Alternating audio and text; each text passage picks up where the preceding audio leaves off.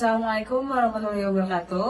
Halo teman-teman, kami dari kelompok 10. Pada kesempatan kali ini, kami akan membahas mengenai sebuah krisis psikologi modern, bagaimana psikologi barat memandang manusia, dan juga serta bagaimana psikologi Islam menawarkan pemahaman yang lebih utuh mengenai diri manusia. Di zaman sekarang, kita sering melihat orang yang dapat berhasil secara akademik maupun secara karir, tetapi tetap merasa hampa dan juga gelisah. Pertanyaannya, kira-kira kenapa ya hal itu bisa saja terjadi? Pada kesempatan kali ini, saya bersama dua narasumber. Yang pertama di sebelah kanan saya ada Muntazam yang akan membahas mengenai psikologi barat. Halo, saya Muntazam. Lalu di sebelah kiri saya ada Adelia Puspita yang akan membahas mengenai psikologi Islam. Halo, aku Adel. Baik, saya mulai dengan pertanyaan yang sederhana ya. Kira-kira pernah nggak sih kalian merasa capek secara batin padahal hidup sedang baik-baik saja? Ya, itu sering terjadi. Dan salah satu penyebabnya adalah karena psikologi modern atau psikologi barat itu memandang manusia secara empiris, yaitu yang hal-hal yang didasarkan pada hal yang apa saja seperti perilaku, sosial, dan emosi.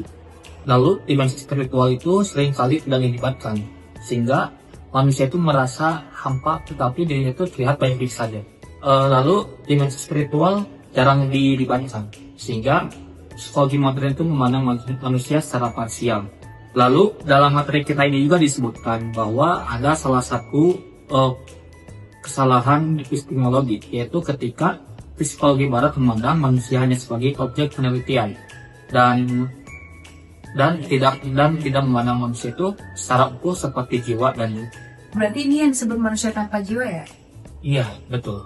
Ini disebut manusia tanpa jiwa. Jadi psikologi barat itu memandang manusia sebagai makhluk biologis dan psikologis. Dampaknya, manusia hanya dianggap sebagai makhluk yang tanpa jiwa dan terjauh dari sifat-sifat religius. Akibatnya, manusia itu merasa kosong jiwanya dan hampa perasaannya. Misalnya, ada seseorang yang memang dilihat punya jabatan, kaya, dan sukses di duniawi, tetapi jiwanya merasa hampa. Itu disebabkan karena dirinya itu kekurangan dari aliran spiritual yang dirinya hanya menganggap bahwa hal-hal yang bersifat kimia itu menjadi hal yang kebahagiaan dirinya, tetapi dirinya itu merasa kosong dalam jiwanya karena dirinya mengabaikan hal-hal yang berbau spiritual. Kalau dalam psikoanalisis sendiri, manusia dipandangnya seperti apa? Pada dimensi psikoanalisis ini sendiri, psikologi barat itu memandang bahwa manusia sebagai makhluk yang homovalens, yaitu makhluk yang cenderung mengikuti insting dan nafsunya, sehingga manusia itu cenderung untuk melihat masa lalu sebagai pengalaman dan dorongan bawah sadar.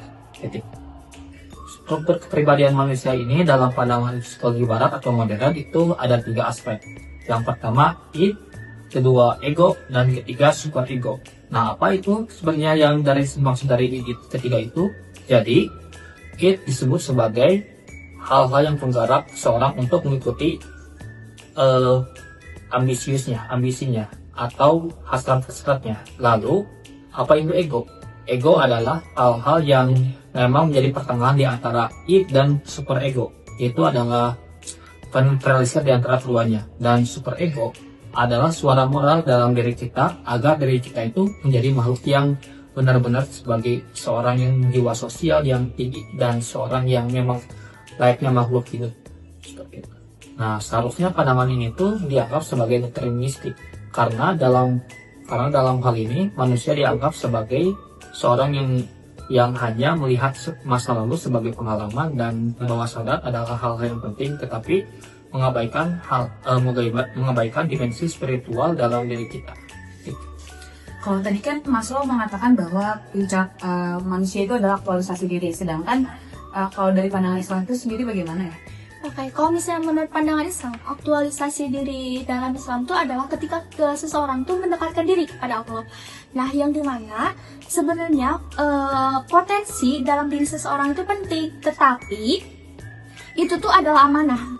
Nah, karena kesuksesan yang sejati itu adalah ketika kemampuan kita tuh digunakan untuk hal-hal yang positif, seperti misalnya kebaikan dengan orang lain, ibadah, dan juga berbagi terhadap sesama.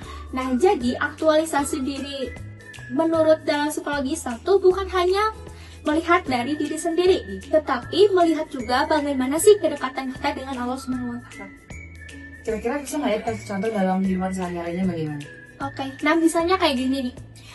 Ketika misalnya ada seorang pengusaha gitu kan, sebenarnya dia tuh kan memiliki cabang-cabang di mana-mana. Kalau misalnya secara realita atau secara ekonomi, dia tuh mampu kan misalnya untuk membeli sesuatu apa yang dia inginkan. Secara empiris dia terlihat baik-baik saja, tetapi ternyata dia tuh merasa kok dirinya tuh kosong, merasa cemas gitu. Jadi sebenarnya apa sih yang terjadi pada dirinya sendiri? Nah, mungkin ketika seseorang itu tuh lebih ke refleksi diri gitu, mulai mendekatkan diri kepada Allah, nah maka dalam kehidupan sehari-harinya itu tuh dia tuh akan merasa ketenangannya. Kalau menurut Islam, kira-kira manusia hanya digerakkan oleh sebuah insting atau tidak ya? Nah, kalau misalnya dalam psikologi Islam, justru bahwa dalam psikologi Islam itu tidak memandang manusia itu dari insting aja. Kenapa begitu? Karena dalam psikologi Islam itu melihat bahwa manusia itu dilihat secara utuh, bahwa manusia itu memiliki ruh, tubuh, dan juga akal. Nah, ketika manusia dilahirkan, manusia itu tuh membawa fitrah yang dimana ketika kita tuh bagaimana cara seseorang mendekatkan diri kepada Allah dan juga bagaimana cara seseorang itu memberikan kebaikan gitu terhadap sesama. Nah, dan dalam Islam juga di sini tuh bahwa dalam psikologi Islam tuh menetapkan 3 konsep utama gitu. Yang dimana yang pertama tuh ada nafs amarah, yang dimana itu tuh adalah kecenderungan seseorang untuk menahan hawa nafsunya. Nah, kemudian yang kedua ada nafs lawamah, yang dimana seseorang itu tuh udah mulai menyadari gitu akan kesalahannya dia sendiri.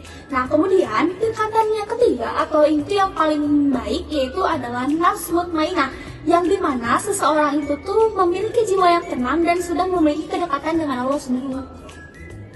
Jadi dari sisi ini kita belajar gitu ya bahwa emang krisis psikologi modern muncul karena adanya manusia tanpa dipahami secara rohnya gitu ya. Nah, jadi dari pandangan psikologi barat juga memberi banyak kontribusi gitu ya, tetapi memang belum menyeluruh terhadap fitrahnya manusia. Nah, psikologi Islam ini juga mengaitkan bahwa manusia itu bukan hanya tubuh, pikiran, tetapi juga memang dari jiwa dan juga membutuhkan hubungannya dengan Allah. Semoga dari pembahasan ini bisa menjadi pengingat gitu ya bagi kita semua bahwa memang kesehatan mental dan juga spiritual itu harus berjalan beriringan agar manusia tidak hanya sembuh dari sebuah gejala tapi juga dapat menemukan makna hidup dalam kehidupannya yang sejati. Terima kasih sudah mendengarkan. Wassalamualaikum warahmatullahi wabarakatuh. Waalaikumsalam.